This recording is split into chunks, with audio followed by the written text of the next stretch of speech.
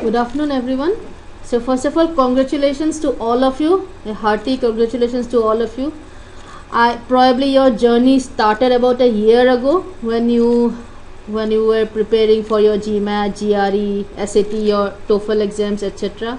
Then you applied, and now finally you are heading out. So, I'm sure it's been a long and tiring journey, right? But I guess all's well that ends well. So Romil's heading out to Washburn, Kansas. Okay, great. Okay, so as you see, Mazel Tov. So our pre-departure sessions are always called Mazel Tov. Mazel Tov is a Hebrew word. It means good luck. So through this information session, we are wishing you the very best of luck as you are heading out. So yes, Mazel Tov to all. First things first, there are some things that you have to now start doing. Complete the visa formalities. I'm sure all of you are probably already done with your visas. Anybody here who is not done with your visas yet? Have you all got your visas? Okay, so Raghavendra has not got your visa yet. Okay, so this is the very first thing you should be doing now. Book your visa date, complete the visa formalities. Book your ticket. Extremely important. If you wait till the last moment, you will miss out on discounts, or you might actually end up paying a lot more than what you would have otherwise paid. So book your ticket. And as I said, try to find somebody else who is going to the university close to you. So there were two of you, one going to sunny Buffalo and one going to sunny Stony Brook. So your port of entry in the US will be most probably be either Newark Airport or JFK in New York. So your flights till that point will be common. So it helps if you book your tickets in a group. So 2-3 of you, if you make a group and travel, your tickets you will end up they will cost you far lesser. So try to find people who are going to the same university as you are.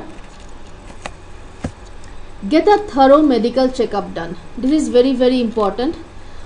Check for things like appendicitis, kidney, gallbladder stones, etc. So when the year that I had gone to the US for my masters, so within 2 years there was one other Indian student who had come. So even before he was enrolled in the university, he had this pain in the night and he had to be taken for surgery in the middle of the night. And since he had not enrolled in the university, so the university health mediclaim has not kicked in. As a result, he had to pay for the entire surgery on his own. So be very sure that you get a thorough medical checkup done for these kind of things, appendicitis, kidney, gallbladder stones, etc. Take flu shots and hepatitis vaccination. Very, very important. Some of you who are heading out to the Midwest, I saw some of you going to Kansas, Texas. So suddenly in these areas, when you go suddenly, you'll be going in August, September. So you become very prone to flu, and the flu there is really bad. Your eyes will continuously keep on watering. So it's not a type of flu that we get in India. So make sure that you have got the flu shots. Go to any doctor, ask for a flu vaccination. Get the hepatitis vaccination done. Very important. These are preventive measures, right? You don't want to fall sick in a foreign country. So right now, don't worry about taking notes of what I am saying. We are going to send this presentation out to all of you. So all of you who are kind of attending. So but make sure that you will listen carefully. Next is check the distance between the airport and your university town. In the US, most universities are located in places they are called university towns. So they are in essence mainly universities. There are only universities in those cities. So they don't have airports. For instance, even place like UT Austin, Austin is no, there's no airport in the Austin, for international flights. Like Buffalo, there is no place, no international airport in Buffalo. So you have to first check how far is your university from the nearest airport.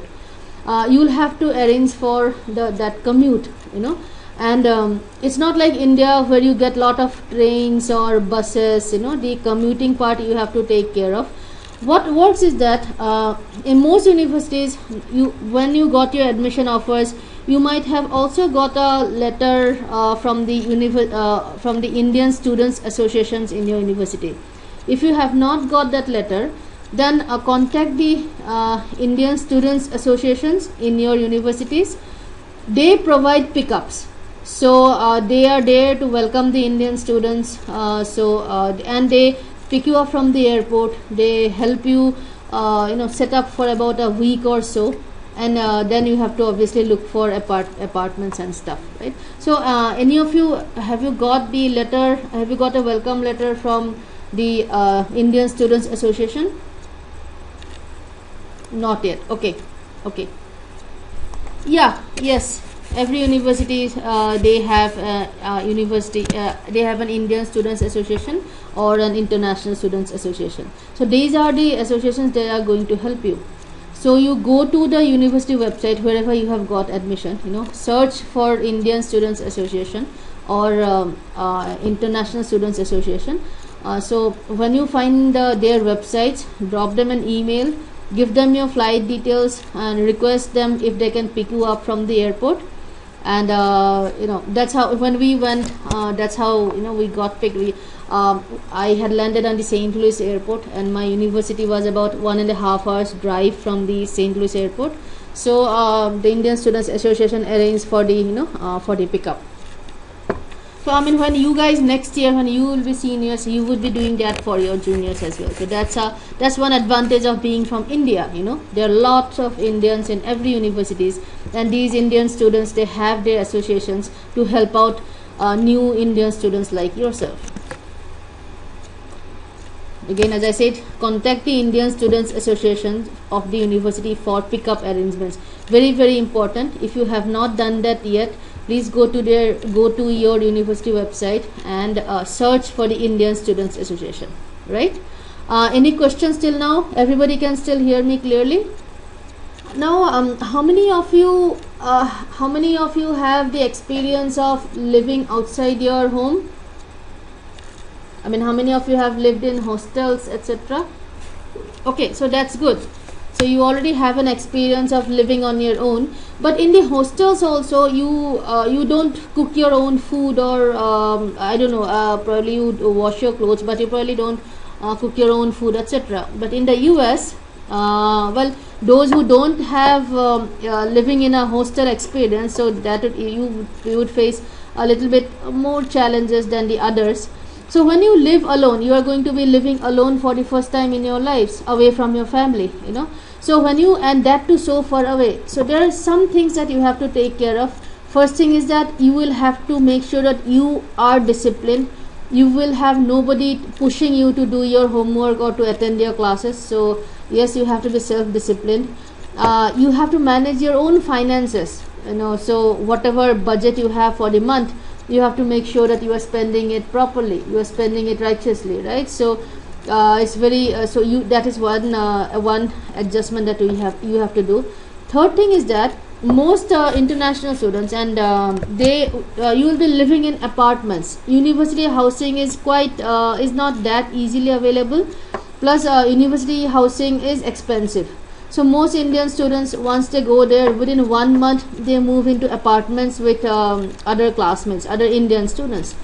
So now you have to do another thing, you have to manage house also. And managing house is a little tough, in the sense that you have to now remember to pay your rent, you have to remember to pay the electricity bill, the utilities bill, do grocery shopping, you have to cook on your own. So in addition to studying, now there are a lot of other activities that you have to now make sure that everything runs smoothly. Very, very important thing, learn to cook. Those of you who don't know how to cook, there is still time. Learn to cook the basic stuff, right? If you eat out every day, first of all, it's very, very, very expensive. Secondly, it's not going to be healthy food, and you might fall sick. So you have to learn to do basic cooking, rice or roti, some basic stuff you have to learn to cook. So how many of you here know how to cook? I'm not talking about fancy dishes, I'm talking about the basic stuff. How many of you know how to cook? Okay, great. So those of you who don't know, so at least learn to make rice, dal, one or two sabjis, catch hold of your mothers and ask them to teach you how to cook basic stuff, right? Again, nothing fancy. If you don't know how to cook, so if you don't know how to cook, then you will have to eat outside, and that will cost you a lot of money, and I'm sure all of you would want to spend as little money as possible, right? This is very important. Develop your MS Word, PowerPoint and Excel skills. Extremely important. I'll tell you one example. When I had gone to the US, my bachelor's degree was in metallurgical engineering. Okay, so obviously we don't learn too much of computer science related stuff.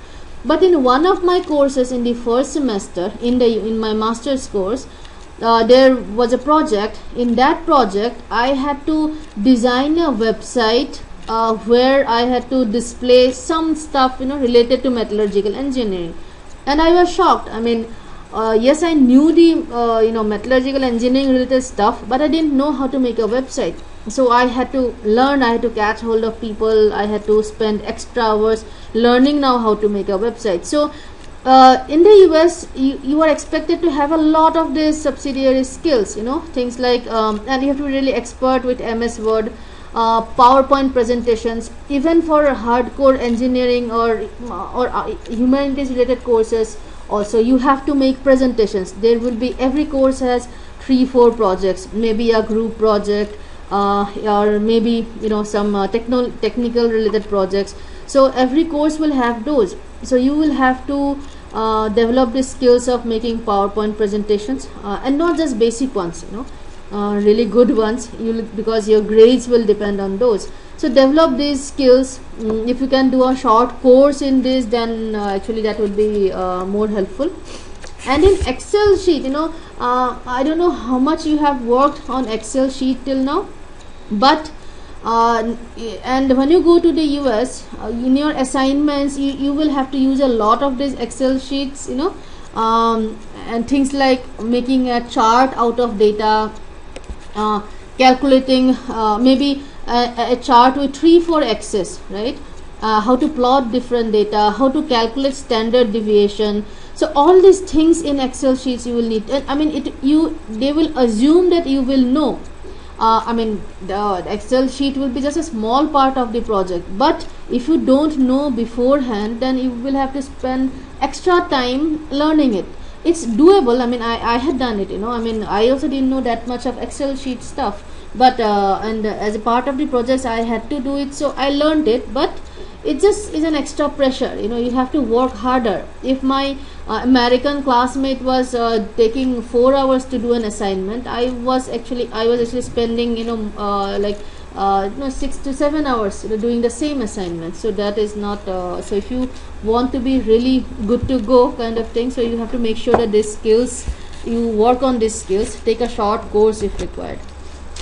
Any questions? Raghavendra, you don't have to book apartments from India. As I said, get in touch with your Indian Students Association, and you cannot book an apartment unless you see it, unless you see how far it is from your university, is it walking distance, etc. So you actually, it's not a very good idea to book apartments from here, So you go there for first 3-4 days, ask the Indian Student Association to set to let them stay with some of their members or something. Then they will only help you. They will only show you different apartments, etc. Right? You can't decide from here. One important thing is that how far is your apartment from the university. Again, in India we are used to city buses and autos and shared autos, all those things. In the US you don't have those. You can't actually afford to ride taxis also, because they are extremely expensive. So in the US, when you take any apartment, those apartments will have to be within walking distance of your university. So a 10 to 15 minute walking distance is something that you will have to look for, right? You don't get cycle rickshaws or auto rickshaws or buses in the US. So Romil, that's what I meant, that just you have to get in touch with the Indian Students Association there. Ask them for airport pickup. They actually arrange that. They will pick you up from the airport. They will make your staying arrangements for the first 2-3 days, and they will help you find apartments also. I mean, that's what the Indian Students Association does in every university. Now shopping time. Some stuff that you will definitely need. First thing is carry some generic over-the-counter, OTC means over-the-counter medicines, such as Dispirin, Crocin, some these kind of medicines you take. In the US, medicines are very expensive, and very often they are not available without a prescription. Moreover, in the US, the medicine dosages are very weak, and we in India, we have been used to, we are used to strong doses of medicines. So for instance, when I was in the US, they have this medicine for headache called Tylenol. Okay, so that never used to work on me, because I am so used to Dispirin or Crocin, and these are like the medicines that we eat in India. They are very strong, whereas in the West, in US or UK, in those kind of countries, the medicine doses are very weak. But since from childhood we eat strong medicines, the weak medicines don't actually help us at all. So make sure that you have a basic, very basic medicine kit with you. These are good things, and in case if you have any specific ailment like asthma, etc., then of course you will have to carry your pumps and all of that, right? And by this Vicks, I don't mean the one that you eat, I mean the balm. So instead of Vicks balm, you can carry Amrutanjan, or you can carry anything. In the US, you don't have those. The concept of balm is not there. So you will not find any of those. So it's better if you carry them. Crepe bandages, again, for some reason these are extremely expensive in anywhere outside India. They are extremely expensive. So make sure that you carry at least 1 or 2 with you. You know what crepe bandages are, right? Another thing is that keep a few Dispirins in your cabin luggage. So these things you would actually give in your check-in luggage. That is the bag that will be checked in. You will not be carrying with you. But in your cabin luggage, so in your cabin you will be allowed to carry, I think, about 7 or 8 kgs. So you will be carrying one small bag with you in the cabin. So in that cabin luggage, make sure that you have some medicines for headache and fever. Those of you who are going to the US, you will have a very long flight. I mean, you'll probably have to change flights somewhere. So it's going to be a really long journey. And some of you have probably never taken such long flights. So like when I was going, for instance, my total flight time was close to 20 hours, and I was not used to such strong AC in the flight. So before even landing in the US, I had this high fever and a terrible headache. So yeah, I mean, luckily I had a few Dispirins, and the person next to me, he had some medicine, some paracetamol, so I could still manage. But this is important. You guys some of you are probably not used to very long flights, and such long flights, when you do it for the first time, you might get headaches and chills, right? Romil, it's not advisable to keep all the medicines. You can keep all your medicines in the cargo. So these ones, So these, all of these you can, but in your cabin luggage, carrying 4-5 dispirins is always advisable. What if you develop a headache in the flight, and as I said, people tend to do that because you'll be traveling for 18-20 hours, right? Books, usually all the books that's required, they will be available in the libraries.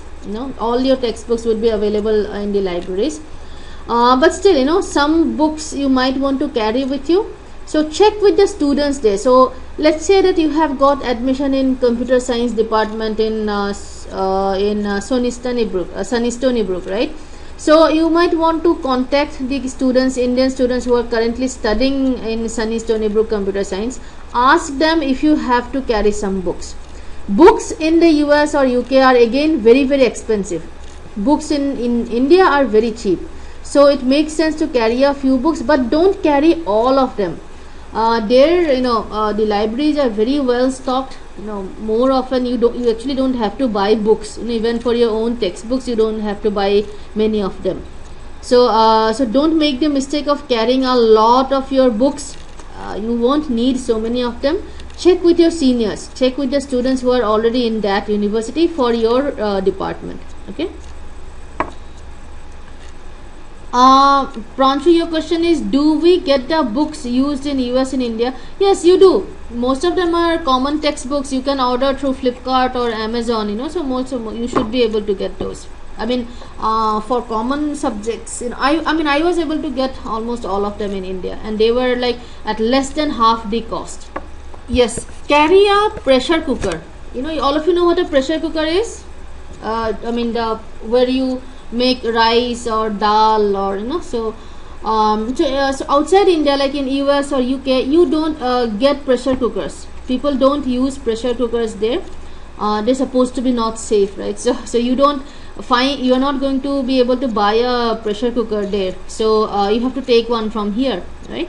So that is and take a small one. You don't need to take a huge one. 1 liter pressure cooker should be fine. So and all of these things should be in your cargo, in your check-in luggage, right?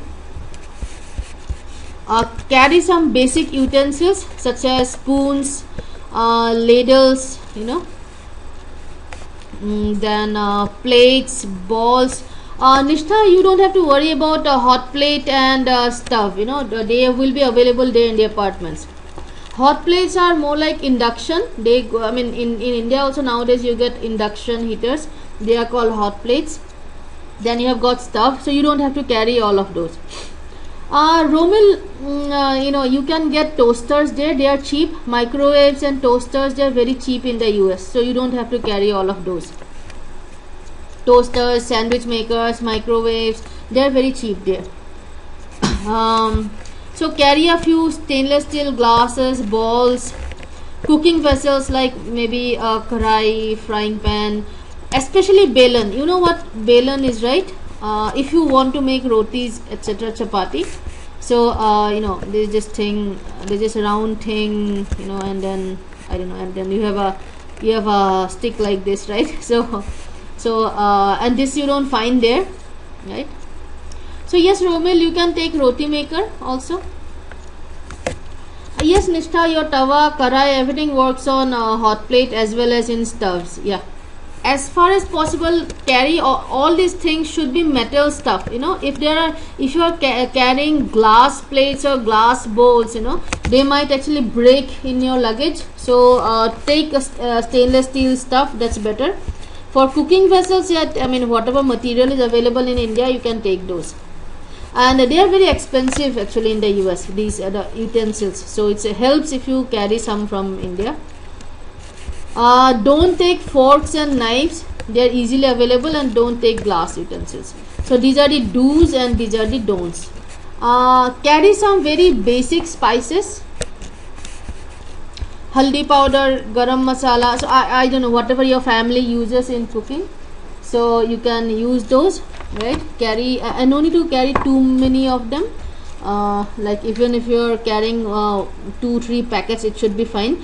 Every major city in the US, they have an Indian store. So the Indian stores, they have all this stuff, so you have to just carry enough to take care for 3-4 months, because once the 3-4 months you will need to settle down, after that only probably you will make enough friends, or learn how to drive, and go out to those cities where the Indian stores are available. So carry stuff only, only salt and sugar obviously you will find everywhere, but all the rest of the masala and all you get only in the Indian stores, right? And there are Indian stores in most of the US or America, or England cities.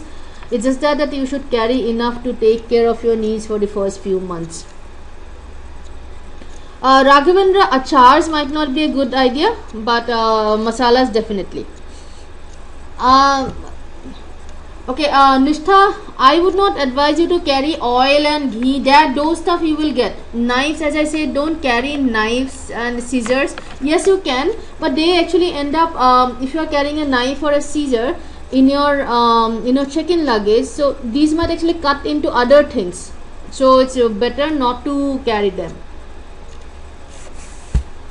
So in check-in luggage, you technically can carry knives and scissors. So oil, ghee and achar, if they break in your check-in luggage, so it will be a huge mess, so don't carry.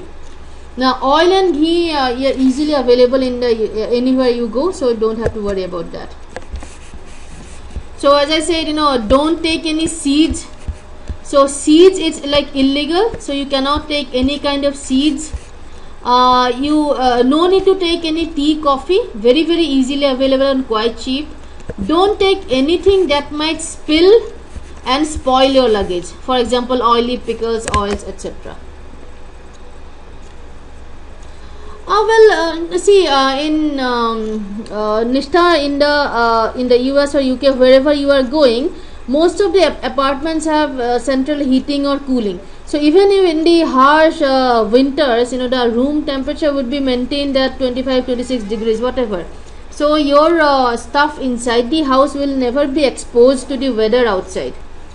For the initial 2-3 days after you land, take about 5-10 packets of dry snacks, matri, khakra, I don't know, depending on which part of India you come from. Carry some packets of dry snacks to take care of you, 2-3 days. So when you go initially, you will be severely jet lagged, so you would be just waking up and sleeping at all weird hours. You might not even feel like eating, so it helps to, and before you start cooking, it might take you 2-3 days to settle down, so definitely take some dry snacks with you, right? Yes, laddus, kapo noodles, so those kind of stuff. You can take kapo noodles with you, any kind of stuff which does not require a lot of cooking effort. These are some items that are very expensive abroad, like bed sheets, pillowcases, towels, socks and undergarments. So make sure that you carry these for sure. So these items are extremely expensive. So I was in the US for about 4 years. I never bought any of these there. I always used to buy them from India only. So so these are extreme. It does not make sense. They are really expensive. And then avoid carrying these items in excess. Shoes, blankets and woolens. These are like far cheaper in the US. Moreover, the shoes that we get in India, they would not actually even work in the US if you are going to a place where it snows a lot.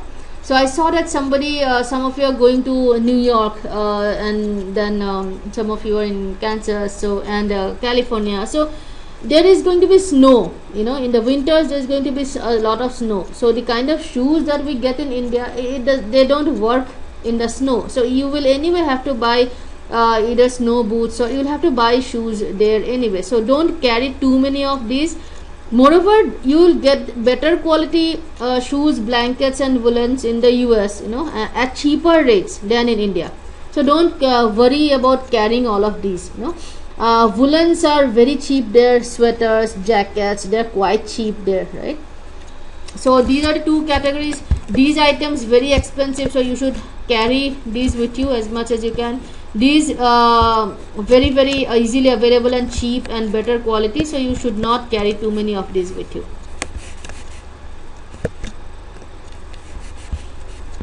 Yeah, so anyway, these things also. Hawaii chappals you don't get in the US, right? I have not seen any Hawaii chappals. So the sandals that you use at home, Hawaii chappals, you might want to carry them with you.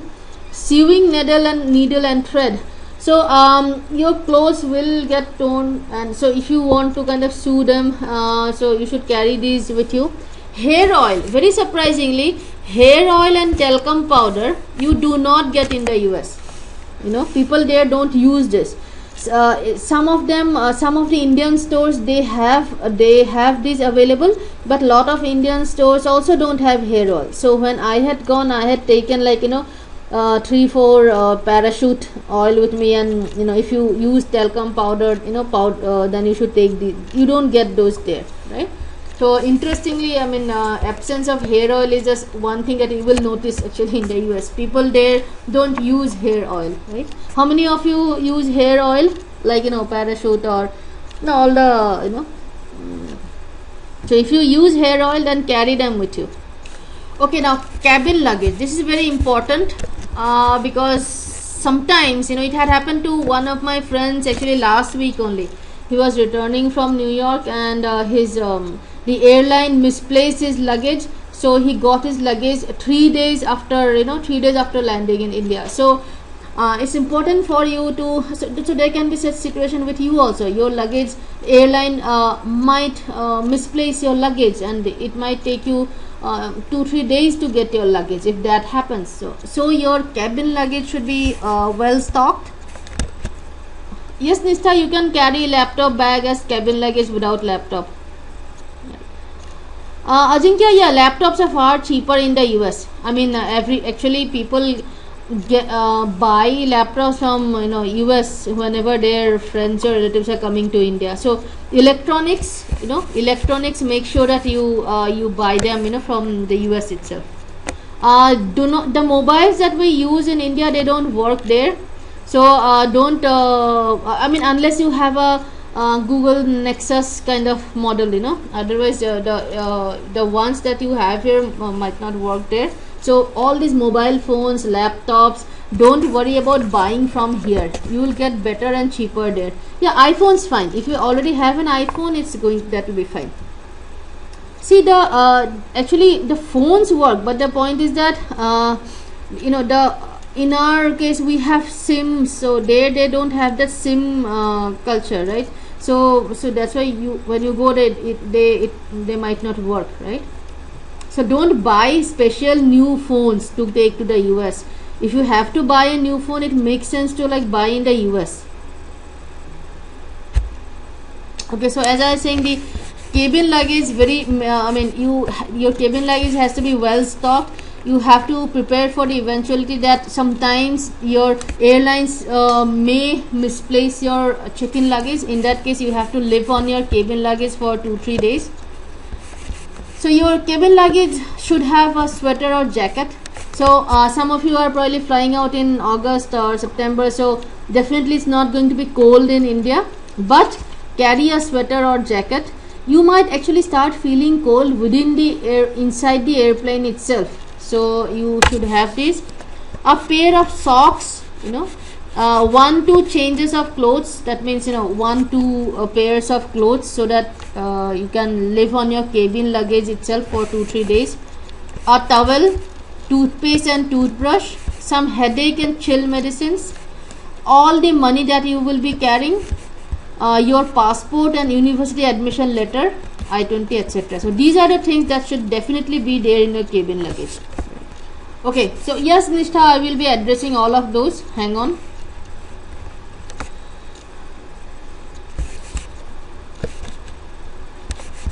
Carry at least $21 notes.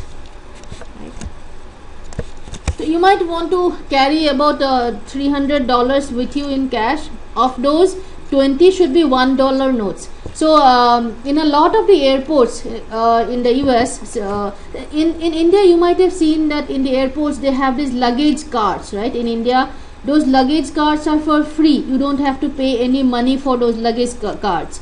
But a lot of the US airports, for those luggage cards you have to pay. So so the they will be in like a inside a machine. You have to enter $3 or $4, and only then you get to use the luggage card. So for instance, when I had landed in the Chicago airport, I didn't have at that time it was $3 for using one luggage card. I didn't have that. I had only a $5 note.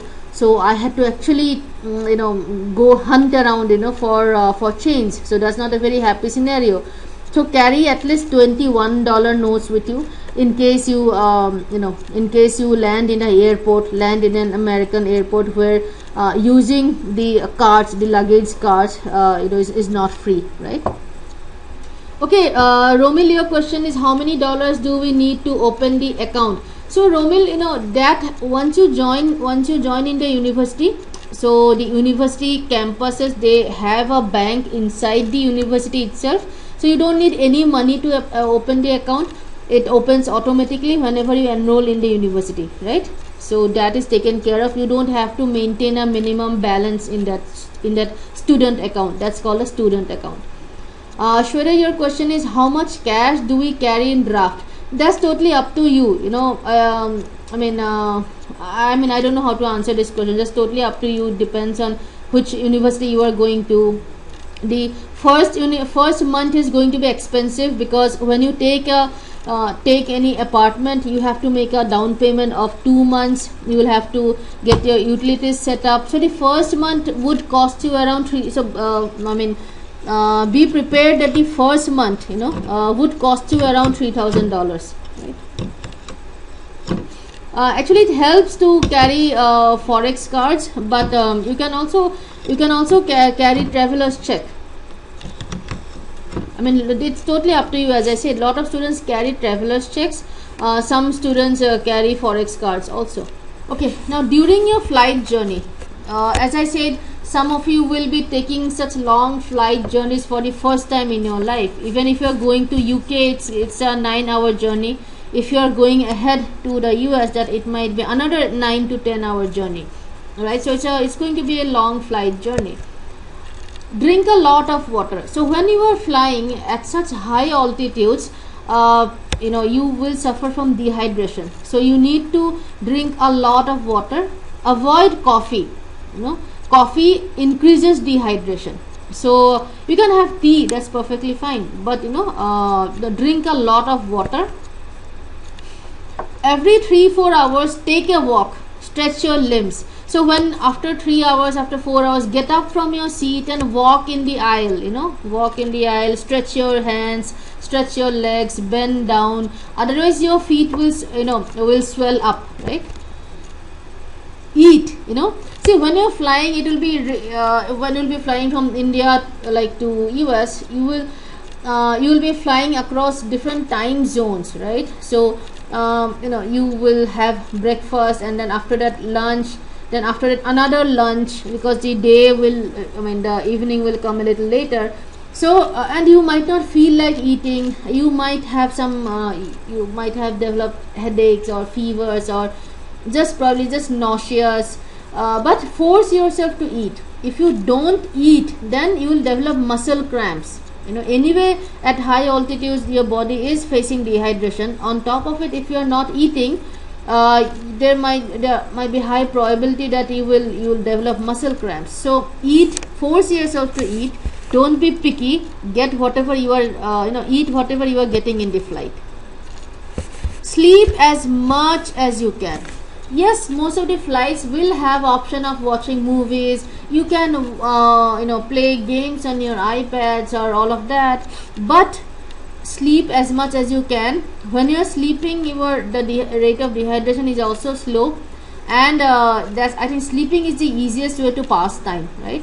So sleep as much as you can. So eat, sleep, try to do that. And whenever you wake up, drink at least 2-3 glasses of water. once you land, first thing that you will be doing is immigration, right? So in so let's say that you are landing in Newark airport, so the first step is to go through immigration. So they will be seeing your visa, they will be like checking your luggage. Then once you get done with the immigration process, and you reach wherever you have to reach, again sleep and get rid of the jet lag. The only way to get rid of the jet lag is to sleep.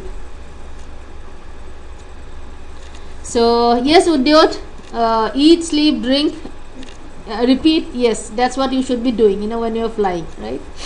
Nishtha, for immigration, it depending on how long the line is, it might take anything between 1 hour to 2 hours. So yeah, 4 hours is fine. 4 hours should be comfortable. 4 hours layover is comfortable. So once you reach wherever you have to reach, then again sleep and get rid of the jet lag.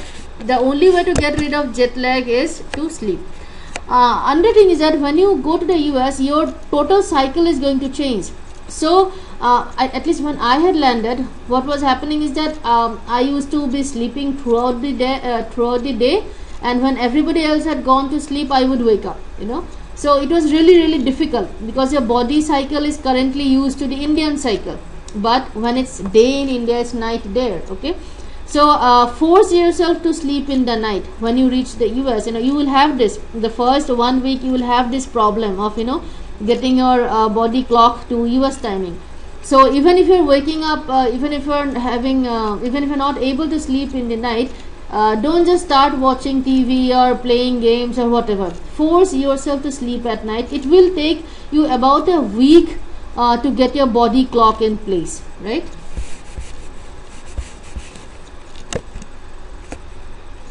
Then start looking for on-campus jobs and assistantship ASAP.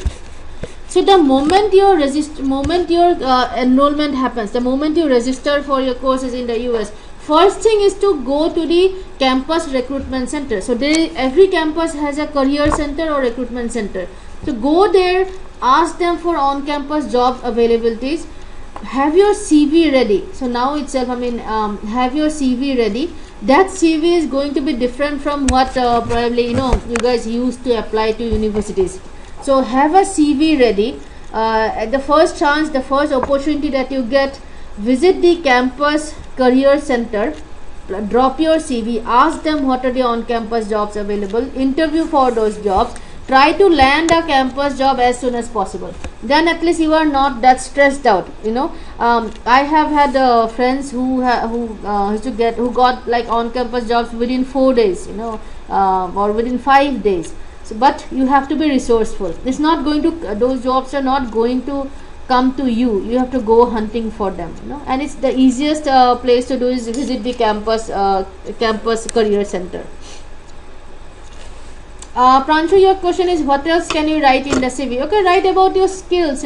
Probably you know something about computers. Probably you know a lot about manufacturing. I don't know. Depending on what your skills are, write about those. Nishtha, is totally up to you what kind of campus job you should do.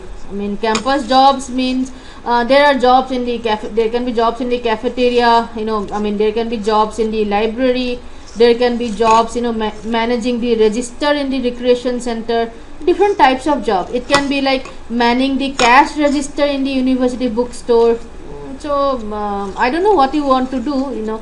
The job should also be available. So first check through the different jobs that are available, then pick a one which you want to do, right? And it's not that you will just pick a one and you will get chosen. So it always helps to apply to 3-4 jobs, and you'll have to pass the interview, only then they will take you, right?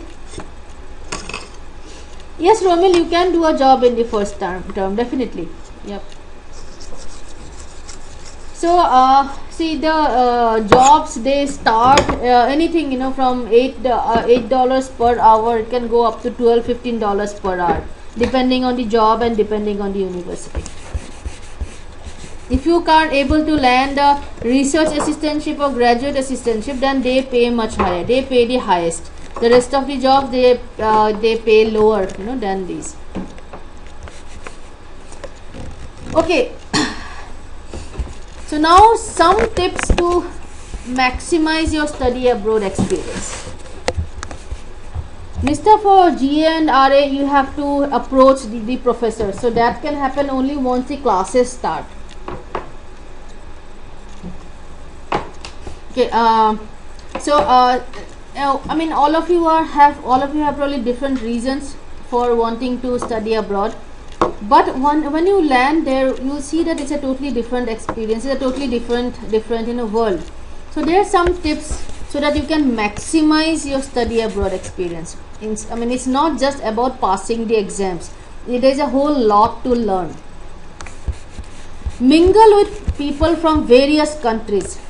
When you land there, don't resist the temptation of just hanging around with Indians. I know then culturally or networking wise, you are not growing much. You are not growing much as a person. So mingle with people from various countries. In your classes, you will have people from different countries. So whenever there are group projects, try to have people from different countries as your project partners. You will learn a lot. You will grow not only as a professional but also as a person. In one of my projects, I had a project partner who was from Venezuela. There was one guy from Germany, and there was this one girl from Iran.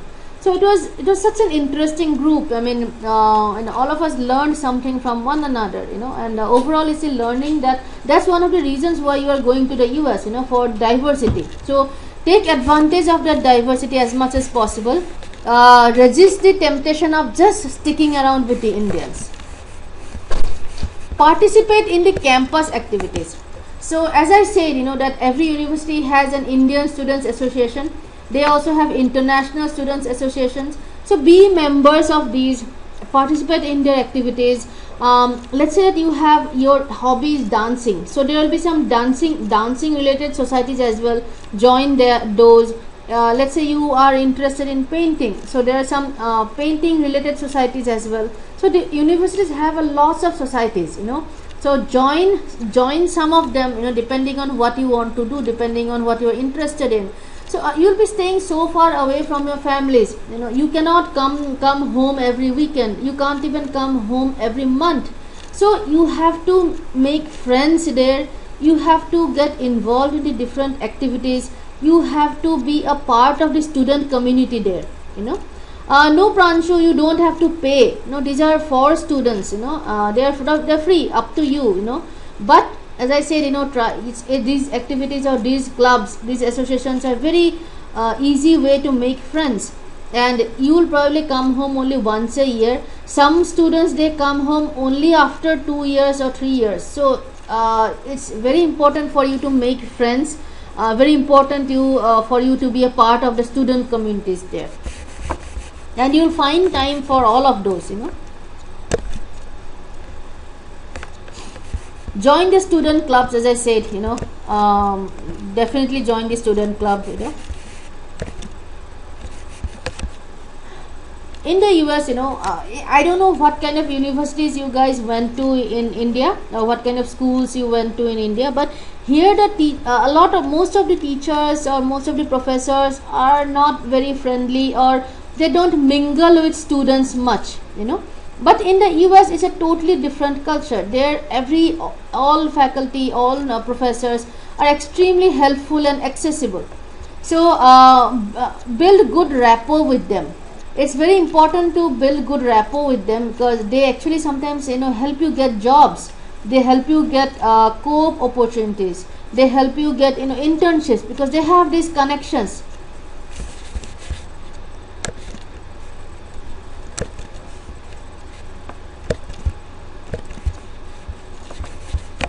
Can you hear me? Hello? Ananya, can you hear me? Okay, so as I was saying, that the professors there are very helpful and very accessible, and it's important to have a good rapport with them, because they will help you. They have connections in the industry. They will help you get interviews. They will help you get jobs, internships, etc. Right? So do a good job in your classes. it's okay, you should actually participate in the class discussions, actively, try to come in the professors notice, so that they start having a good opinion about you. Okay. So, and networking is another important part. Build relationships, make friends from different industries, different countries. Ultimately, they are going to help you in your future jobs, or if you want to start your own company, etc. So these are some of the reasons. Yes, you are there to get a job, you are there to study, but you are also there for the overall experience. So if you do all these activities, you will gain, you are going to spend so much money in your education. So to get the maximum benefit out of it, you should get involved in all these activities. Right. Some important things. Some of you might have heard the word plagiarism. Plagiarism means basically copying, copying from something or someone, right? So plagiarism is a crime, is a sin in the US. So do not copy assignments. Those of you who have done your bachelor's degrees in engineering, you might have probably easily copied assignments or copied your lab registers and all of that, but that does not work. If you are caught copying, then you directly get an F. F is fail grade. So let's say that there is a class assignment and 3 of you did it together and 3 of your assignments look alike. So all 3 will be given an F. F means fail. And failing, if you are in a master's student, your GPA cannot fall below 3. And if you are a bachelor student, your GPA cannot fall below 2. If it does, then your student visa expires. Right? So it's not worth taking the risk. So plagiarism can have a huge negative impact on your grades, as well as on the impression that a faculty might have about you. So even if you use material available on the internet, always give the source. Otherwise, it will be termed as plagiarism. Most of the assignments you will have to submit online. Universities have something called learning management system. So you have to submit the assignments online, and whatever documents that you submit, they are passed through a plagiarism software, anti-plagiarism software. So in that software, if it comes out that you have copied it from someone, from your classmate or from something on the internet, you will basically fail. So as I was saying that even if you use material available on the internet, always give the source. Whatever assignments you submit online, they are scanned using anti-plagiarism softwares, and if the software finds that you have copied from your classmates or seniors or something on the internet, you get a direct F, and F means fail. Very, very, very important. We Indians, especially engineering students, are very used to copying from one another, so but this is a habit that you will have to now totally forget. Keep an eye on your grades. As an international student, your grades cannot fall below a certain minimum CGPA. So for MS students or MBA students, that is 3. For undergrad students, it is 2.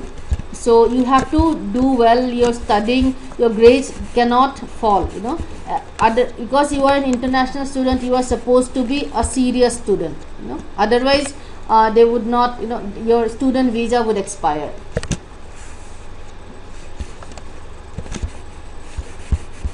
Two CGPA, that means the cumulative GPA of 3-4 semesters, has to be minimum 2 for undergrads and 3 for master students. Right, so so that's all from our end. Do you guys have any questions? Right, so if you have any questions, then please type your question.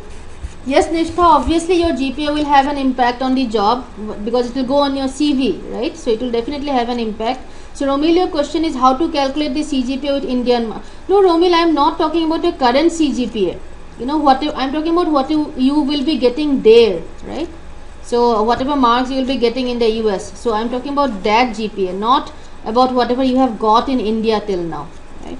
So Nishtha, your marks, however, whatever performance you do there in your classes, it will have impact both on your jobs and your both on your jobs, internships, everything. So Raghavendra, your question is, what are the best modes of transferring money from India to US? Okay, so from India to US, if you do, there are a lot of the banks, they do that, right? So the best thing is that for you to carry a card, carry a if your parents, if they have a they have a HDFC account, let's say, so get a forex card, so your parents need not then transfer it to a foreign account, but you can still have access to their money, so that should be fine. Nishtha, start looking for internships after the first year of your master's degree, right?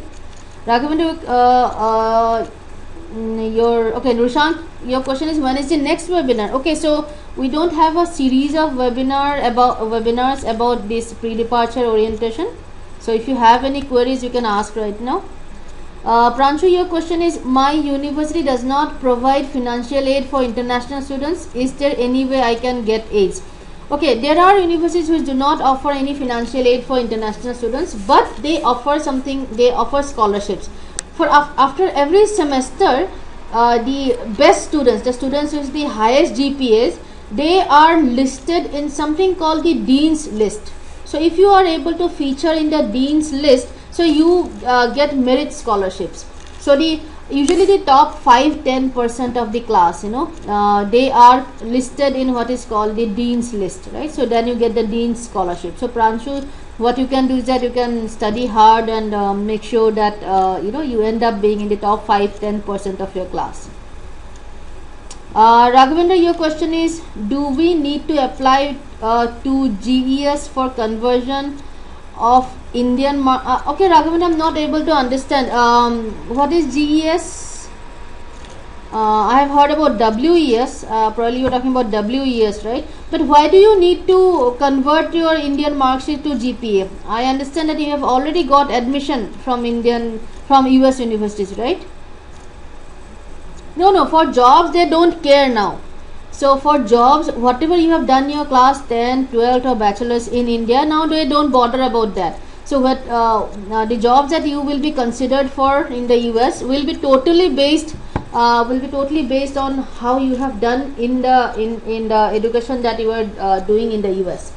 Ajinkya, your question is Indian driving license legal to drive in the US? No, Ajinkya, the Indian driving license is not valid in the US. You have to, if you want to drive there, you have to get a driving license there, right? And every state in the US, they have a different system, but if you get a driving license, let's say in Illinois, that will work for the rest of the states in the US, but the Indian driving license will not work there. Raghavendra, international driving license, that would, if you have an international driving license, so that should work in the US. Ajinkya, the cost of getting a license is not the problem. It's quite cheap actually, 52. Sometimes in some states, as I said, it's a state to state thing. In some states it can be around $100-$150, but it's very difficult to get a license because you have to pass a proper driving test. So there's a written exam first. So where you have to the written exam is about the different laws and traffic rules of the state. Then there is an eye exam where they see whether you are colorblind or not. Then there is the driving test that you have to pass. So it's a 3-step process. So cost is not the problem, but it's a little the procedure can be a little difficult. Romil, your question is, can we cook in on-campus housings? So some housings, they will allow you to cook if they are independent apartments. But if you are staying in a dormitory, undergrad students usually stay in dormitories. So in the dorms, it's not you are not allowed to cook. You are not allowed to have any cooking instruments or etc. But if you are some master students stay on university campus, but they stay in apartments, independent apartments. There you can cook. Romil, your question is, but if we live in dorm, will they provide the food? Yes.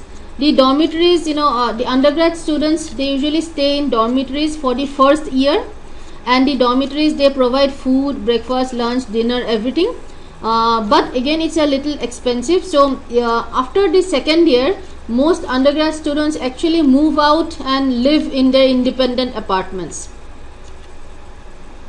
Nishtha, veg food is, see, if you're cooking your own food, then that's not a problem. You can cook, the vegetables are available, you can make your own food. But if you're planning to eat outside, so in India you have got that mac, aloo tikki, this, that, but in the US, in McDonald's, you don't get anything vegetarian. So if you're eating outside, then then I mean, all you can eat is salads, or maybe some soups. So for eating outside, vegetarian food is not that easily available. But if you are making it in your own house, or then no problem, you buy the vegetables and make it for yourself. So Romil, the dorm food is pretty good. There's a lot of variety. If you are a non-vegetarian, then you will have absolutely no problem. If you are a vegetarian, Romil, then the options would be limited, but still the food is good. Raghavendra, I was in the US for 4 years, and I didn't find much racism. I mean, in the US, racism is not that not that rampant. So I don't think you will be facing racism. In fact, it's pretty cool. People are very, very friendly. Right? Rushang, okay, your question is, staying in hostel is better or in apartment? If you are an undergrad student, so if you are going for a bachelor's degree, then it is highly advisable for you to stay in the hostel or dormitory for the first year. Then after the first year, you can decide to live in an apartment. Now there are pros and cons of both. So if you are living in a dormitory, then you don't have to worry about paying the house rent or remembering to buy groceries. Everything is taken care of, food is available there. If you are living in an apartment, it's less expensive. It will cost you about $10,000 to $12,000 less, in a year if you live in an apartment. But your responsibilities will be a lot more. You will have to, you have to do everything on your own. You will have to clean, cook, wash your clothes. You have to do everything on your own. So that's why for undergrad students, it's highly advisable to live at least 1 year in the college dormitory and then decide, right? So first year, live in the dormitory, and then then you can decide whether you want to continue living in a dormitory or whether you want to take an apartment, share an apartment with some of your friends. Okay, so if there are no questions, then all the best. Have a really, really great time. You are heading out to one of the most important phases of your life. So go with an open mind, make a lot of friends, learn a lot, and stay in touch with us.